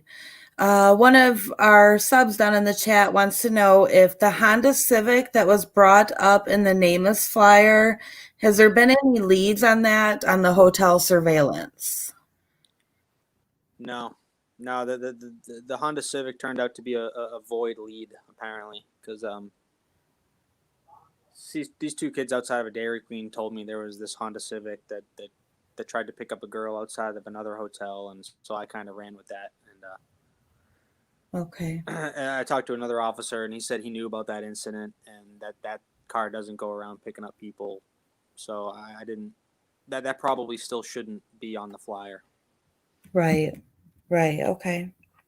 I really think we need to like grill the Live Oak PD. Some people need to call the Live Oak PD and really ask them like, why don't you have a general car description? Why haven't you pinged her phone? Why haven't you gotten a court order to get her recent calls from Metro PCS? Right. Right.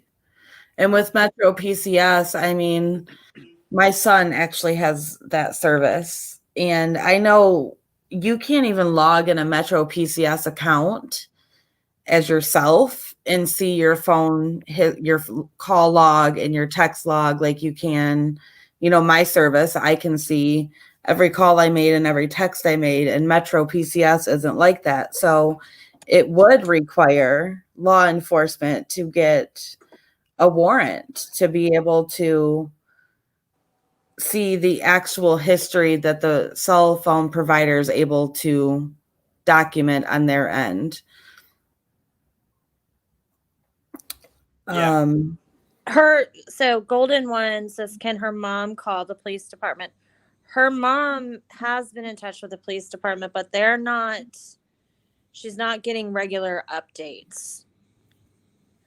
Yeah, it's almost like they think because she's 35 or 36, that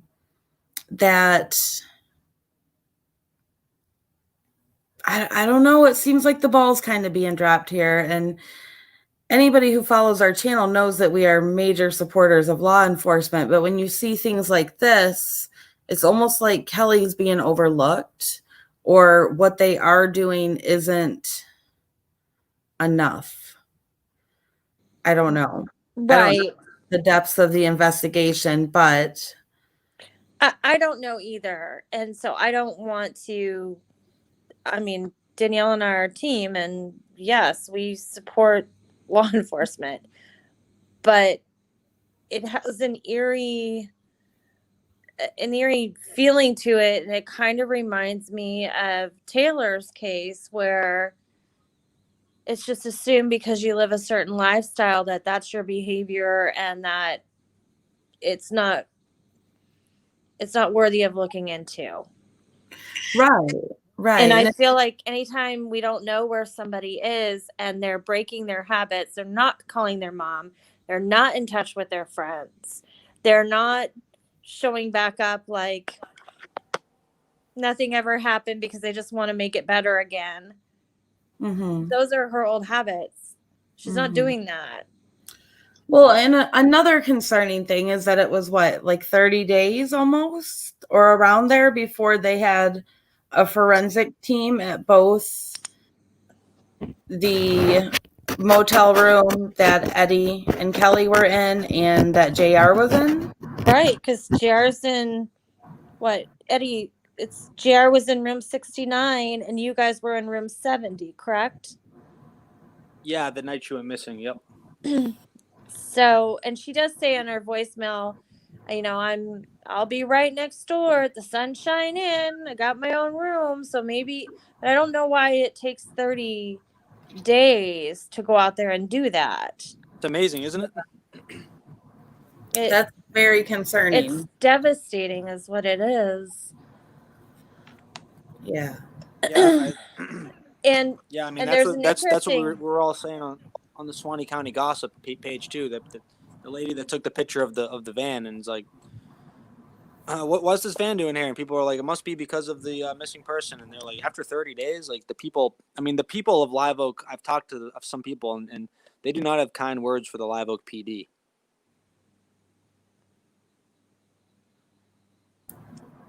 It's interesting. I see Amanda down there saying she can't find a Twitter on them, but Amanda did share the Live Oak PD Facebook page down there in the chat. So, yep. And their website hasn't been updated either. Like when you go on some of them and there's like regular postings, it's not up to date. Today I was actually searching Kelley's name earlier in the day, and I haven't even seen a news article since not long after she went missing. So It's looking like nobody's really keeping this out there. Except me. So, yeah. Except you, and even her friends aren't even really helping. Like, I wish her friends would at least call places more and like help me out a little bit. Right. Because you're having difficulty with that too. Yeah. I got her on the Tallahassee news and in the Jacksonville news right after she went missing. Valdosta put out an article on their website, but I haven't gotten any news stations except you guys to do anything in the last couple of weeks. Do you know the date that they officially entered Kelley into NamUs? I do not. Okay, we can find I tried to get her on there like a day or two after she went missing. Right. While I was still in Live Oak, I was calling them, and I think I got them to get the information, but I don't know. But then I checked it like 5 days ago, and it was restricted. What is this? Wow. And then I called Roundtree, and I think it's not restricted anymore. Okay. Yeah. Yeah, I do think it's very weird because I honestly think I don't know if there's anything fishy going on with Live Oak. I just think it's general laziness. Like why they haven't pinged the phone. I mean, why haven't they knocked on the sex offenders' doors? Isn't that why it's public information? So if something like this happens, you can go right to their house and knock on their door and at least get a feel for whether they had anything to do with it or whether Kelley's in there. Right. I am going to put the photo up of what Kelley was last seen wearing. And this is a photo taken from CCTV footage. If you guys would just give me a moment, because we all know I'm a little slow over here sometimes. This is what she was last seen wearing on July 14th. And I believe, so she would have been wearing this when she went missing, correct? Yeah, yeah. I think she was still wearing the black shorts and the white T-shirt. Okay. All right. Let me pull this But down. JR actually mentioned that she changed before she left outside her car. But Oh, really? yeah, I would really like to talk to JR. He said that? Yeah. Wow. That's that he said that. That's like my stomach just dropped. Yeah, so that's the first time I've heard that too. And I understand why. I don't. Yeah, I don't like that. I don't like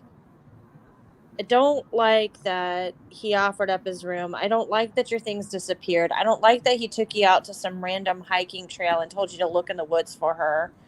And I don't like that he got evicted from the hotel a week after she went missing. He has no phone. He was trying to use your phone to do things on it. Yeah, and I kept letting him because I trusted him. I'm very trusting, obviously way too much. Well, I think that's because of like how you guys interact with the world. I mean, you're eating in a restaurant, somebody overhears you're having problems, and because you're approachable and they're good people, they you get a sense for people, and they offered you a place to stay and a place to put your animals. I mean, that's just like the kind of person you are. I know when we were talking the other day, I kept stressing to you, like, I know it's hard, but I hate to hear you Monday morning quarterbacking yourself. I know it's normal, but it breaks my heart. There is definitely a level of guilt with this too. It makes it even harder because I could have easily prevented this, and I didn't have any foresight to know that we're in a dangerous area. Like I just laid in bed and I let her go. Right. And that sucks. So I have a question. When you checked into the Sunshine Inn, it would be protocol for them to ask you for a copy of your identification. Did they do that? At the Sunshine Inn? Yes. I gave them my ID when I bought the room. Right. So JR would have had to produce some sort of ID to stay there as well. Yeah. Okay. That's what they're asking. Yeah, that would be great to get his real name and information. Jen B wants to know, why is JR not a person of interest, but Eddie is? That is a good question. And I think that my answer to that would be, we don't know that JR isn't. Correct. Because they're not sharing. Eddie has some good experiences with some of the investigators and law enforcement, and then he has some others that aren't as good. So he's in a difficult position. They can't share everything with him. Yeah, and they're kind of tired of me calling them, but Roundtree's being cool enough, but he definitely doesn't seem to have a sense of urgency by any means. Eddie, you guys were only in that area, the Live Oak area, for a couple days, right? Before she went missing? Yeah, about 3 days. Okay. And we spent one whole day in St. Augustine. We were hanging out at Live Oak for a good 2 days, though. We were getting to know a few people, but we didn't get any phone numbers or anything. But we were really checking out the town, walking around it a lot, going to a thrift shop, and we went to a frame place, a picture place. This painter like gave us some wine, and him and her drew portraits of me, and we were there for just a few days. Oh boy. So what you guys see on the screen now, this is the last photo known of Kelley. This was taken from surveillance footage on July 14th. And was this at the hotel, or I'm sorry, the motel parking Yeah. lot area where Yep. this was taken? Okay. Yeah, So that's by the camera that's right above the check-in window. It looks like the one camera that they have apparently. okay. So as you guys can see, Kelley was wearing like a fisherman type hat, beach hat. I don't know what you'd call it. And it looks like a gray oversized short sleeve shirt and shorts and sneakers. Yep, black shorts and sneakers. So they're asking if you've been in touch with they're saying the feds, but with the FBI. So you did ask about that, correct? And what were you told? Yeah, I talked to the FBI 3 or 4 times, and they said every time they're like, usually we need request by the Live Oak PD, by the original agency to ask for assistance. And I'm like, usually, well, can you make an exception if it's only usually?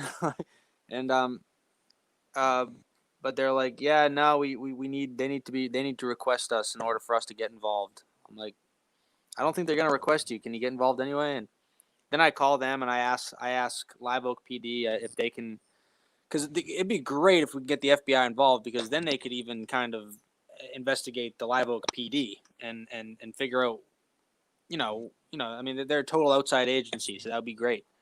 They did get the FDLE involved, which is good. They're the ones that went and got those forensic samples from the rooms, and I guess they were at the hotel rooms for like 4 hours. But Roundtree just says, he goes, what are they going to do that we're not doing? I'm like, I don't know. Don't they have better resources? Like, don't they have better technology? And it's just more help. And they're like, he's like, if I feel like we need help from them, I will call them and ask for help and ask for assistance. And I said, all right, that's all I could say. And I don't want to keep calling and saying, can you please ask the FBI? Can you please ask the FBI for help? But I have anyway. Right. But I really think that would be important. And then someone else told me today that the FBI usually doesn't get involved with adults unless it's a proven kidnapping or a proven abduction with missing adults. But I don't know what could be more proven that it's an abduction. I guess because they didn't get it on video, but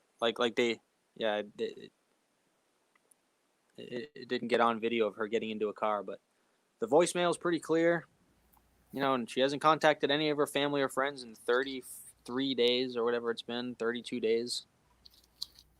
Pretty sure she's in trouble. I'm pretty sure there's plenty of reason for the FBI to get involved at this point. And I've even asked her friends to call them and ask for them to request assistance from the FBI. Right. And because you logged into her Google account that I can look at my notes, but I'm going to rely on you. What was I can tell you. her last activity? I logged into her Google account from her laptop when I had it, and it said that her phone was last synced to her Google account at 2:10 a.m. on July 15th. So that's an hour and 10 minutes after she left me that voicemail, that her phone was still apparently on. I didn't get a location though. I hit find phone and it circled for a couple minutes and then it says can't find device. I was hoping it would bring me to the last location when it turned off, but it didn't. Right. Maybe her location services were turned off at that point or something. But and then I can do the same thing on my laptop too, because she had signed in on her Google account with my laptop as well. And I have my laptop here right in front of me, so I could keep trying that. But when I tell Roundtree that, he just laughs and says, that doesn't look good that you do that. Like, that doesn't look good for you, that you logged into her account after she went missing. I'm like, well, I did it to try to ping her phone because you guys wouldn't ping her phone. Right. Well, I think you're being transparent about it too. So I think it would, yeah, exactly.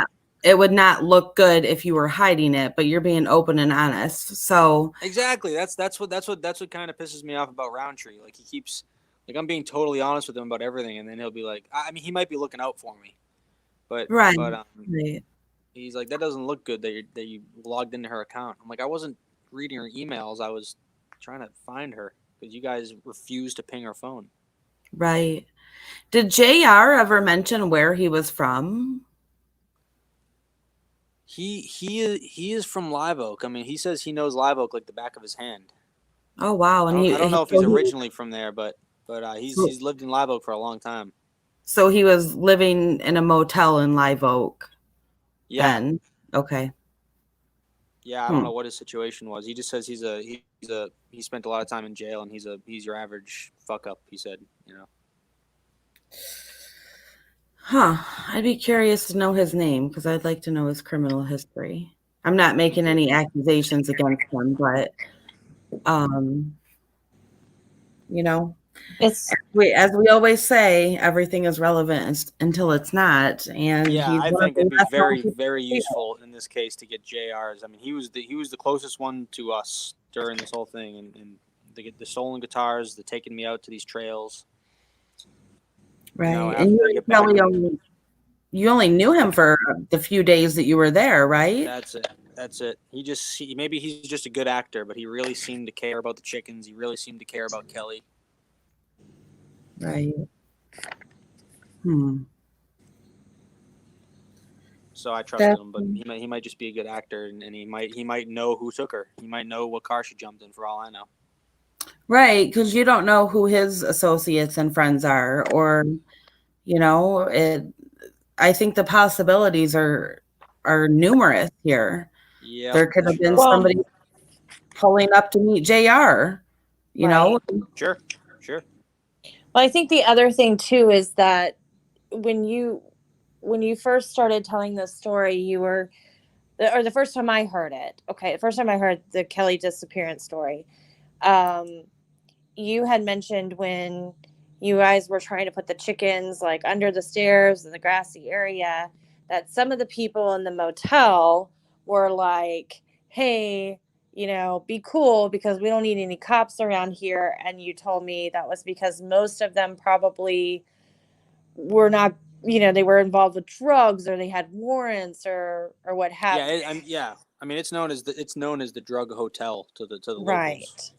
So then you have to wonder how cooperative those people would be with the police they didn't want out there because of chickens. Exactly. Now they have a missing person. It's just kind of a natural. They told me directly that they saw Kelley walking east with her guitar towards town across the parking lot, like random people, like not all in one group. I mean, like they all told me they saw her around 12:30. They said it was late. They didn't know exactly what time, but I guess I trust them because it was like an old black lady on the other side of the hotel, and it was this guy with no shirt upstairs. They all said the same thing. Yet the camera didn't pick her up doing that, which is very confusing. And there's a car that takes a left out of the Sunshine Inn hotel at the same time that Kelley leaves me that message, which is also confusing. Because nobody told me they saw her getting into a car. They said they saw her walking east with the phone to her ear and the guitar on her back. And they said she didn't come back. I doubt they're lying about that. Right. But they could be.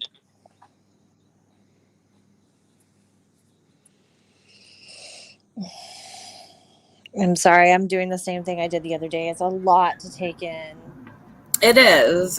And for people who are just joining, I know there's a lot of questions. So I'm going to give a quick recap. Kelley is missing. We have her boyfriend, Eddie, on the phone.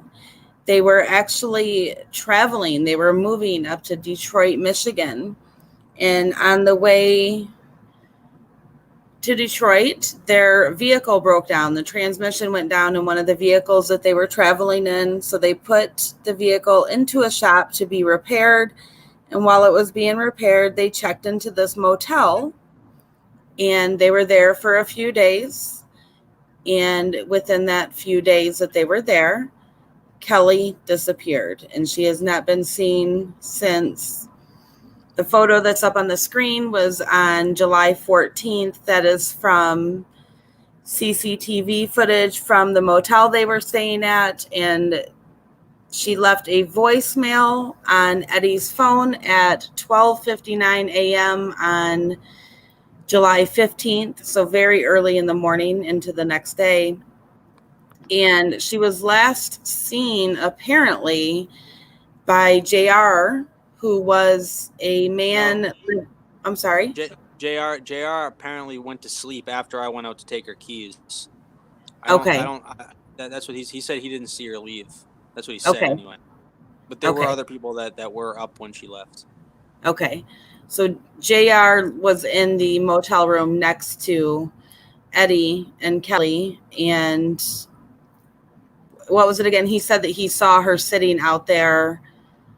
Yeah, he was out there with her, as well as a couple other people when she was out there crying and drinking, and they were just like trying to say like, it's okay, we'll look at the chickens, I guess, and we'll take care of the chickens, don't worry about it. Like they were just trying to calm her down and listen to her because she was just rapping on and on about what an asshole I am. Yeah. Drinking and crying. That happens. I mean, I don't want you to beat yourself up. People, happens. I beat myself up for not going out there and having some foresight to what a dangerous area it is, and giving her a hug and bringing her back into the room. I definitely should have done that. Instead I sat my ass on the bed. Yeah. And let her do her thing. She'd been drinking and she was upset and she was arguing, and I'm not putting any blame on her whatsoever. So, but don't beat yourself up. I think many of us have been in positions where alcohol is involved, and you try to diffuse the situation and do what you think is best at the time, And I didn't drink a drop that night, which is usually rare. Usually I have a little bit to drink, but I didn't drink a drop. I was just tired, and I just laid in bed. But she went out and was doing the drinking. And I thought I was saving the day by taking the keys from her.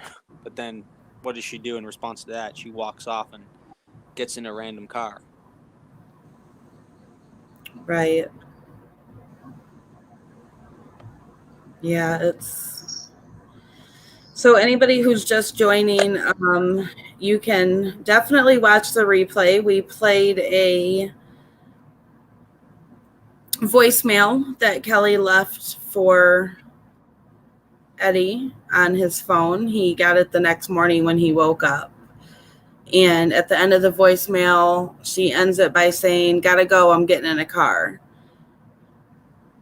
And she has not been heard from since. And it's not her pattern to be out of communication with anybody for that long. Right. So, does anybody have any more questions or anything else that you want to add, Eddie? Anything that... Well, the little shred of hope that I do have is, even though this was 3 weeks ago now, almost 4, is the July 21st sighting in Lake Park, where the farmer saw her walking a bicycle in his vegetable field, and then she actually got in his truck and he drove her to the road. So she was right next to him, and I sent him a bunch of pictures, and he said, "Yeah, that's still her. That's her." And then I guess later that day or the next day, she went to a convenience store down the street from there and bought a Black and Mild cigar with change, which would make sense because she will buy a Black and Mild cigar when she's out of cigarettes and doesn't have money. She's done it many times. Or when she's trying to quit smoking, she'll just smoke one of those. And she asked the clerk for a phone charger. So I'm like, what are the odds of all these things? I get it could be a coincidence. It could have not been her, but it sounds like her, and that's what. But she hasn't. There's been no other sightings on Facebook that I can see since then. But there might have been sightings that they called the police department about that they don't tell me about. But it doesn't sound like the police department knows a whole lot, because. But when I talked to Roundtree, it doesn't sound like he knows a whole lot. So I think it's going to be up to us and up to the people to find out. Just to find out what happened. Yeah, somebody just made a very good point. Sandy Jersey Girl said, "How did JR know that she changed her clothes if he went to sleep when you got the keys from her?" Yeah, that's a good point. That's a good point. Maybe he meant she changed her clothes before he went to bed. But I don't really remember what she was wearing when I went and took the keys from her. I think she was wearing that white T-shirt still. Yeah, yeah. That's a good point. That's a good point. I would really love to get get in contact with JR. Yeah, that's for sure. definitely. And Definitely. I imagine that the Live Oak PD have considered him a person of interest because I told them about the guitars, and Mhm. you know, I don't know if they've gotten in contact with him though. So it would definitely help to try to figure out if at the Sunshine Inn if he gave them his ID when he checked in. Get his Maybe real name. I, and Amy can work together to scour like local Facebook groups there, since JR said he was a local to Mhm. Live Oaks, and you know what he looks like. So maybe we can help you scour local Facebook groups and see if we can find him in there. His name might not be JR. If we see, you might see his picture and be like, wow, that's him. And we Yeah, haven't seen him. it's really weird though because that guy he helped me print out flyers and helped me pass out some flyers but that might just all be a cover up for all I know. But Yeah, it that's could all be a cover up. But it would be nice to just eliminate that from your mind. Yeah, for sure, for sure. Um, because JR didn't have a phone, and so even when you left town, you had no way of contacting him after you left. Yeah, he took down my number. He wrote it down saying that he was going to call me, and he never has. But yeah, he didn't have a phone. hmm.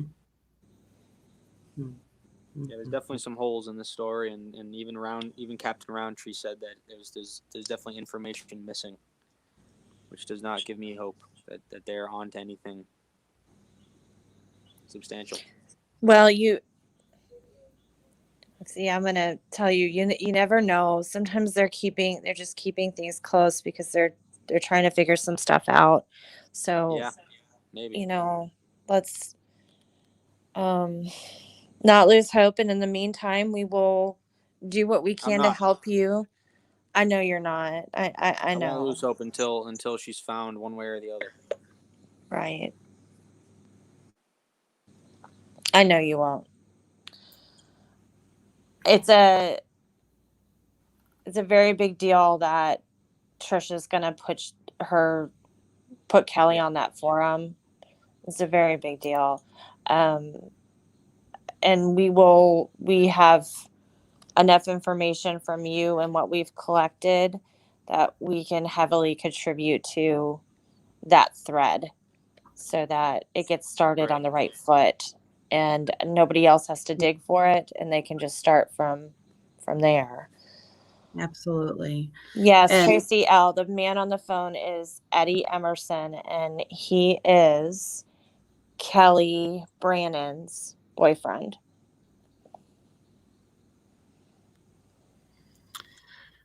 so I think on that note, Eddie, we're going to probably let you go. We've had you on here for quite a while now, but I will definitely be reaching out to you after we end this stream tonight and in the days to come. And I know Amy will.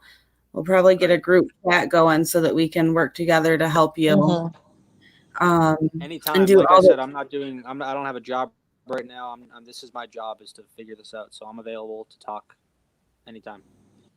Okay, All right. great. And if you need something from us, you let us know. I will try to accommodate it. So, Absolutely. yeah. Absolutely. But And thank you for sharing everything tonight. Yeah, and maybe we can even get this as big as the Leela Cavett discussion group was on Facebook because there was like 10,000 people, and people care. Like people will break things down, and I know I'll get some crazy accusations from people if there's that many people talking about it, but that's fine. If there's enough people talking about it, then this will be figured out because there's a lot of armchair detectives out there that really want to solve things, and that's all I want. I just want answers. There are There are. And Yeah. that was one of the things that Danielle, I was telling him when we first all like kind of came together. I said, our group, the people in our group, on our YouTube channel and our Facebook groups, they're not looking for entertainment. They are serious about these things, and so you're in good company right now. Yeah, Eddie, we're going to I'll add you. I'm going to add you on Facebook as a friend, but I'm going to add you to the group that we are going to cover this Kelley's disappearance in. So Great. You're welcome to add anybody you know to that group, that, her friends, her family, your family, anybody who has information. And we have a lot of great people in that group as well who will dig alongside of us and try to find everything that we possibly can to help you. Awesome. Thank you so much. No problem. And we are so grateful for you coming on here tonight and speaking with us and being so transparent and honest. And just keep your head up, keep the hope, and know that there are people out there that care. There's people down in the chat right now. And she is a survivor. This girl is a survivor. Her dad's looking out for her. Her dad died when she was 5, and she told me how he must be looking out for her because she's gotten herself into some sketchy situations before, and she's come out alive. And this is going to be no different. I can feel it. I think she's okay out there. We just got to track her down. Thank you so much. No problem. No problem. Thank you for coming on here. I think we're going to let you go now, and Amy and I will wrap up our show, and I'll reach out to you after we're done here and probably start a group chat with myself, Amy, and you, and we will get to digging, and we're going to reach out to Trisha again, who was on here earlier, and get that thread going on Web Sleuths. All right. All right. Good night, Eddie. All right. Good night. Good night, everybody. Thank you, everybody, for the help, and please get the word out, and we'll find Kelley Brannon. Thanks so much. Bye-bye. Bye.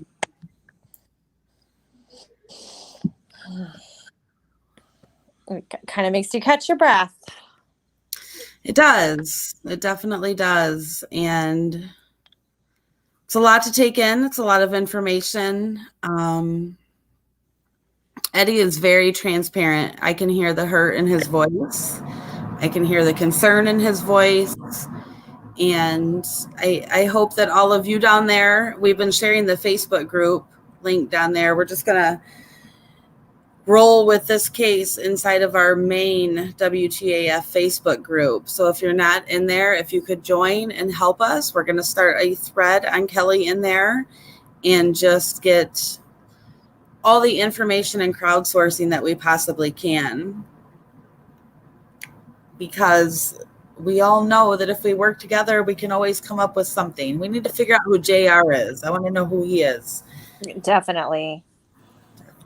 So in the meantime, I think we're going to be live tomorrow night, guys. So we're going to travel down some portals and read some Chad Daybell books. Lord help us. I'll grab my tinfoil hat. Oh boy. Yep. We're going to start off with Chad's autobiography and go from there. I have a stack of these people's books sitting on the counter, and it's too hot to burn them. Yeah, I'll burn them after I read them. After I read them, I'll burn them.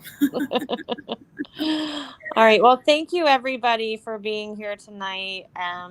Please, like Danielle said, please get in the group, get involved. I think we can do some good work here. And when she says that Eddie is very transparent, I will tell you that there really wasn't anything. Danielle can confirm this. I don't think there's been anything that he hasn't offered up. Yeah, he has been 100% transparent. There's been nothing. I mean, he's been open and honest. And he's even said, like, hey, I understand why they would consider me a person of interest.